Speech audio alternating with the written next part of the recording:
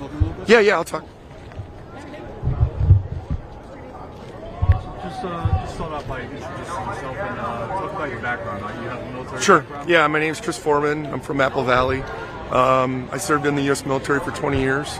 I started out in 3rd Ranger Battalion, and then I ended put in an OCS packet, went through officer candidate school, became an officer, went through all that training, and then I was in Hawaii, took a platoon over to Afghanistan, and then from there I became a captain.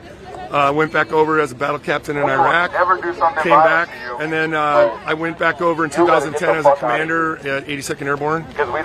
Then I came back, and then I transitioned to what they call functional area, and I became a public affairs officer. So I worked with media and stuff. And then I retired after I got shot in an insider attack in 2014. I was medically retired. Finished up my last 2 years at 3rd Special Forces Group, working with them for communications and public affairs stuff. So I had some really good soldiers there. And then I was medically retired, and then I came back to Minnesota. I've been here for about the last 7.5 years, and I'm just amazed that I don't know why we have Border Patrol in Minnesota. They should be down on the border working cartels, dangerous actual criminals. I don't understand why they're wearing masks everywhere they go now. I don't understand why they're wearing plate carriers, why we have guys here with suppressors. There's no reason for it. It's all to intimidate, and it's because that little dude came here. I'm just kind of trying to figure it out. And I was sitting drinking coffee this morning, and I watched what happened yesterday. I watched the video. That officer should have never drawn his weapon. All he had to do was step up to the right side of that vehicle. She already had her tires turned, and one of them yelled at her to get out, and the other one was going for the door, so she probably got confused. And there was no reason to kill her. Just none at all. And, I coached little soccer kids over here at these soccer fields, and I was like, what are they doing over here by our soccer fields? So I just told my wife, hey, I need to go out and show my face and support Minnesotans, support some of the civilians here, and tell these guys that, their leadership, I don't know what their leadership's telling them, but they shouldn't be telling them to come out here to beat up anybody. Okay, so. Based on your experience, would you consider this, what we're seeing here all over the country, not just Minnesota, Minneapolis, but would you consider what Border Patrol is actually doing with domestic terrorism? Yeah, I mean, they're terrorizing the population. I was just saying, in Afghanistan, we never wore masks. I went on 4 deployments. The only time we would wear a face covering is maybe if it was cold and my guys were on a you were pulling security somewhere, or maybe it was dusty, you wore a shamag or whatever. But we didn't wear masks. Again, this officer is not wearing a mask. He's one of the leaders. That's smart. No one here is going to be going after him. If you're fighting the actual cartels and you're on the border, fine. If you want to protect your identity, totally makes sense. But they're wearing all this gear for no reason. This is coming from the top. They shouldn't have. They should have low vis, bulletproof vests, or they should wear their fucking vests underneath a smock. If you're going to be doing this, ICE should not be running around. None of these guys should be running around in plate carriers against civilians. And they just got this huge budget, so why are they not wearing low-vis stuff? It just makes no sense. It's here to intimidate everyone here. And they're trying to get, and then obviously Bovino. I mean, I don't know what he was doing. He took some glamour shots with a trench coat, and they're just trolling people. Yeah, he took it with a trench coat to look like he was some SS officer, literally. I was just like, I'm a history guy. I studied history, European history, World War II, and then as an officer, we studied a lot of history in the military. When I was at Captain Maneuver Career Course, we studied history. I mean, come on, you don't do this. I'll be honest, in Afghanistan, there's a thing called Pashtunwali. If you came in and you intimidated the local populace like this and you beat up a bunch of people, they would hit back. That's how it works there. Americans are just very nice. They're out here protesting. Again, if these guys weren't here, none of these people would be here. The other thing is, ICE needs to be observed. So if you got bystanders who are trained, which I've seen, I haven't gone to any training, but I've seen flyers for it. If you go to training and you're there to document what they're doing, and yeah, you shouldn't get in their way, but you're there to document. And so I was trying to figure out there was no reason for that guy to kill her. It's like, and they showed up one day early. It just is weird. Like Bovino shows up, and then they kill a woman, a young mother, or middle-aged mother. I'd say young because I'm 53, and there's just no reason for it. And then the training on that guy, and I just think Minnesota needs to indict him and bring him back here, and let's adjudicate that through the system. And because what it sounds like is the federal, I don't know, I hope the federal DOJ fucking prosecutes him, and they should. So we just got news today, just a few minutes ago, that the FBI is refusing to work with the local. Of course they are. Yeah. Because so local law enforcement cannot obtain the evidence from the crime scene. Yeah, they're going to make it really hard for us to obtain so they can indict that guy. That's what they're going to try to do. Yeah. The thing is everyone's I'm a history person, and I understand that eventually there will be justice, and it'll come around. It might take a little bit. It might take until the next administration, because this administration is not gonna. They're here to put people here to intimidate civilians. I don't know why they're in American cities doing this. They say they're here to get like dangerous criminals, but again, the statistics that have been put out by multiple news organizations, is that they're not getting most of the criminals. They're going to get the easy targets. Again, when you're going after the Taliban hierarchy, yeah, it's easy to get the low-level guys, but your job is to try to you want to get the higher-level guys so you can break it up, right? So actual criminals, yeah, but going after mom and pop who are just trying to live and trying to figure stuff out, we have all kinds of reasons for people to be here. So I saw that video where there was a pregnant woman and an ICE agent put his knee. There's no reason for that. That's just out of control behavior, and it makes these guys look bad. It makes these guys look bad to the public, and most of them are just low-level workers trying to do their job on the border. They're trying to keep America safe, and they shouldn't be in Minnesota. But again, when other agents are not trained, poorly trained, we saw a video who's that? The Dean Cain actor dude tried to go through the training and could barely make it.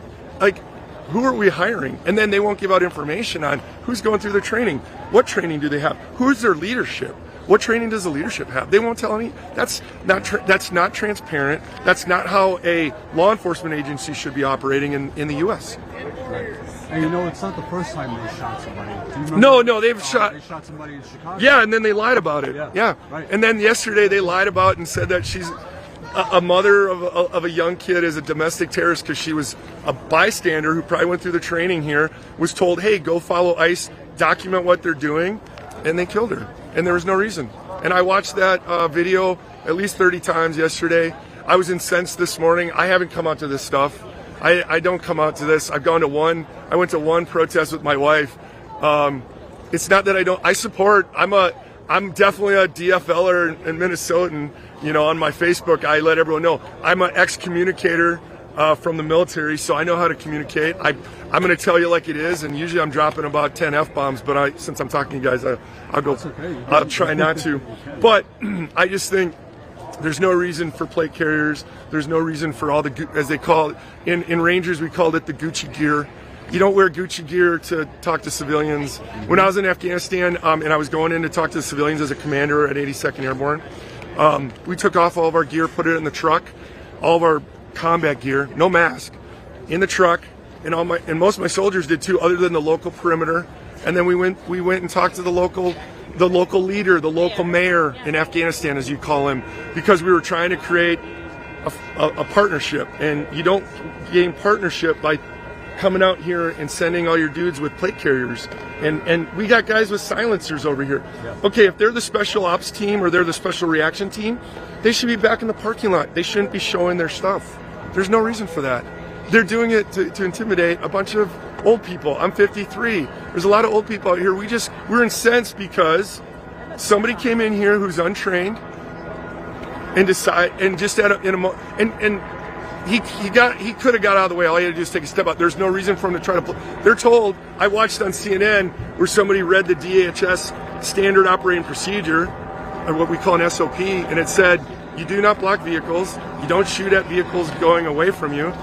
you look at her tires. I told everyone yesterday, I said, all you got to do to know that she wasn't charging him was her tires are fully turned, and she was trying to just get around that car on the right side, and that officer came around, and then because he was too close or he stepped into the vehicle, he had his weapon out, he shot her for no reason.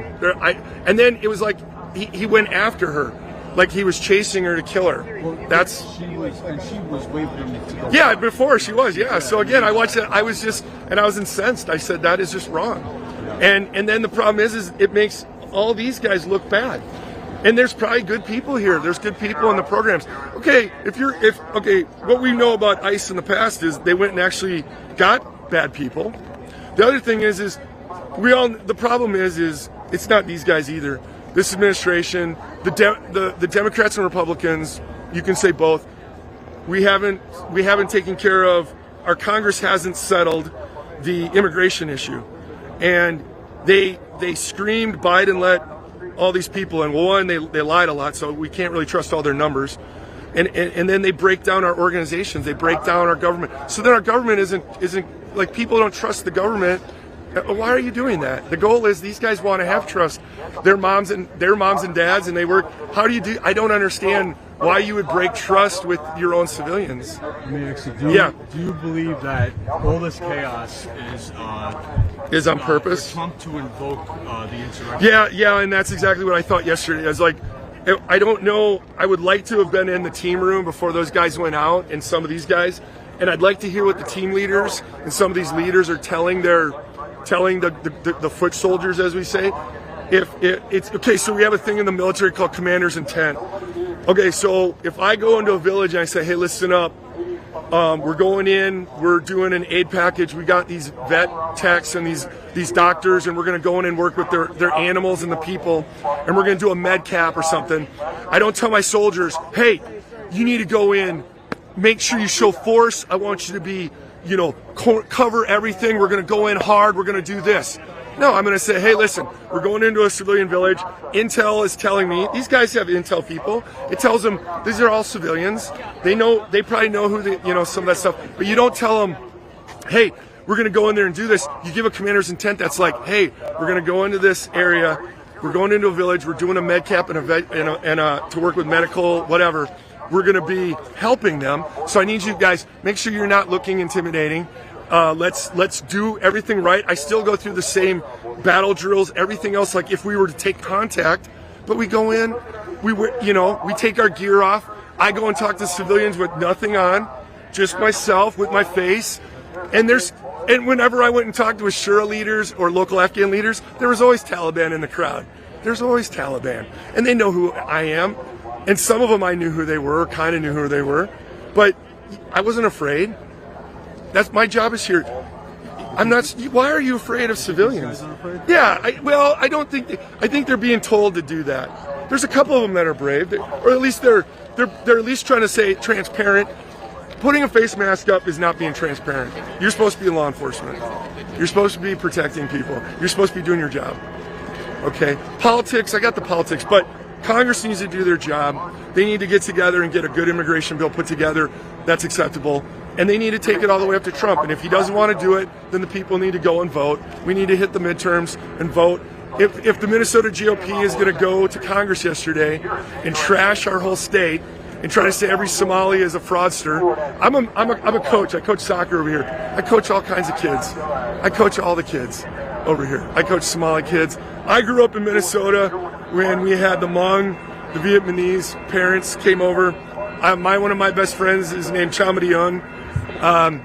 He came from Cambodia. His family fled the Khmer Rouge. His brother was shot in the knee. He came to they lived in my neighborhood. I met his parents. His dad was a public works contractor, like he did all the roads in Cambodia and stuff. So, and then his son now, I think Chamadion is a doctor here.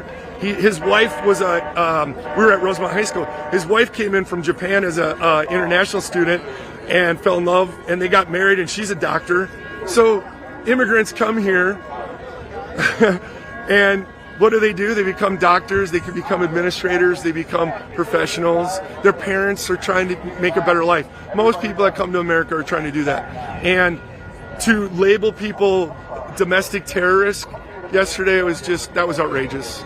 It's just outrageous, and our Congress needs to get control. Our Congress needs to push back really hard, because it's just unacceptable. I'm scratching my head. Why is Border Patrol here? These guys want to be fighting the cartels on the border, not standing with a bunch of, Minnesotans. And we know, who are armed with with arms with nothing. Most of my signs and cameras, old people, and then we have these instigators that have come to Minnesota to lie about our people, to lie about our state. It's like I worked misinformation. So at Group, we worked in Northwest Africa. So I worked with Burkina Faso. I sent guys like you with cameras to Chad Lake Basin area, Mali, Niger. You guys remember when Third Group had some guys killed in Niger, right? Well, they were trying to work with the local population because Boko Haram, and they got ambushed, right? So the job of Group is to go into these flashpoints and try to stabilize. Okay, Border Patrol's not here to stabilize anything in Minnesota. They come here to intimidate because their leadership, for some reason, has it in their head that's what they want to do, and I don't understand why. Why are they attacking our states? And then the blue state, red state shit. I'm trying to imagine if, like, Biden or Obama or even George Bush sent troops into Texas claiming, oh, there's too many undocumented immigrants. I'm going to show you. That's crazy. Why are they sending them to our state? There's no reason for it. And I felt incensed. I was drinking my coffee, and I'm a loudmouth on Facebook and all my social media because that's how I was trained at DINFOS, which is the Defense Information School. And I was like, you know what? I'm going to get off my ass, come out here and fucking support my residents and my neighbors. That's where I coach soccer kids, right over here. I knew they were at the National Guard building. These guys should be ashamed of what that officer did yesterday. And there was no reason for it. And again, they're here to intimidate. And like I said, I can break it down. They have little special teams within Border Patrol that are more of their high special teams. I have soldiers that work in Border Patrol. They have their lower agents who just work daily stuff. They work the border, and then they have their special teams. They have guys out here with suppressors on their weapons. Yeah. There's no reason for that. Again, the plate carriers, that must be from high. They should be wearing low-vis body armor underneath smocks. Even the ICE people, I don't remember them wearing all this gear a few years ago, right? They went and got criminals in high risk areas. Why are they wearing all this stuff? They're wearing shit like they're in the Stack and Ranger Regiment and they're going in on a fucking tier 1 target. These guys aren't with CAG. They're not with anyone. There's some guys that should be like that. They should be highly trained, but they should be on the border fighting the cartels. Why are they here intimidating local Minnesotans? There's no reason. If you want to continue. No, go ahead. I'll let you go. That's it. Yes.